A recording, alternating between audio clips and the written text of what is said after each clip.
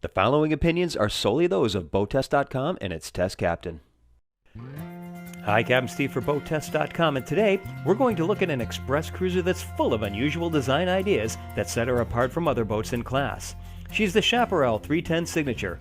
Let's start with her most important design aspect, the one that gives her so much added utility. That feature is the helm and bridge deck seating. The skipper and two companions can sit here facing forward. The helm seat is a single, and next to it on the center line is a double-wide companion seat. Now 3 pairs of eyes can be watching the action in front of the boat. By having the companionway to port, passage can be made to the foredeck even if the companionway hatch is open. Another important standard feature is the fiberglass arch and hardtop. Note the stainless steel hand supports that aid going forward, and more importantly, the more difficult return to the cockpit. In the cockpit, there are 2 opposing comfortable bench seats that, with the insertion of the standard table, make a booth dinette for 4 people.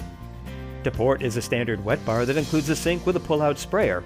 Below is a trash receptacle, an optional cockpit refrigerator, and a cabinet housing the main electrical panel and battery switches. Further ahead is storage for a 25-quart carry-on cooler.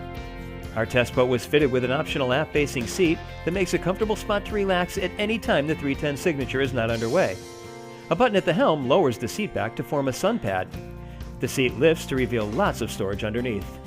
Now let's go below through the companionway that is on the port side instead of the typical fore and aft lounger, and we'll see the innovative interior.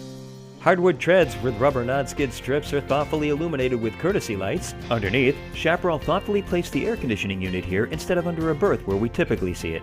Now it won't be disturbing sleep as it cycles on and off. The salon takes up the center of the 310 and features L-shaped seating opposite the galley. I like the classy-looking diamond quilting on the seat backs. The side-mounted table and all of the dark wood bulkheads and cabinets make the interior look like a classic yacht. There's 6 feet 3 inches of headroom above the optional hardwood deck. The galley is small, but everything needed is here for a long weekend cruise. A single-burner stove, microwave oven, a modest refrigerator freezer, and stainless steel sink in the solid surface counter. At first glance, the forward berth seems relatively short, and it is. But by pressing a button, the settee seat back elevates to become the foot of a 6-foot-long double berth. This is a clever use of space that adds utility because the settee will be used far more than the berth. Just to starboard is a cabinet housing the standard flat-screen TV that can face the bed or salon.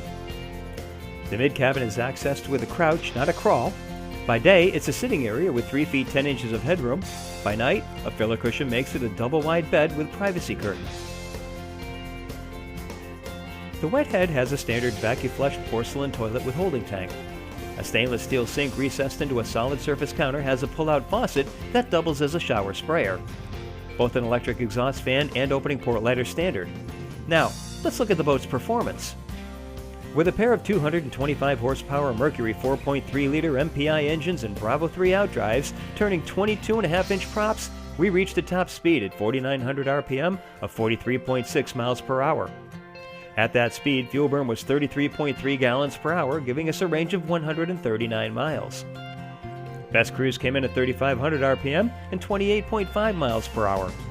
That reduced the fuel burn to 18.3 gallons per hour, which the 310 Signature could keep up for 5 hours and 48 minutes and 165 miles while still maintaining a 10% reserve.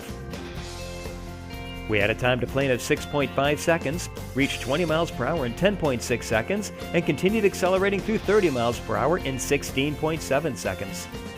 For boaters who want even higher performance, power options are available all the way to twin 5.7-liter 300 horsepower engines.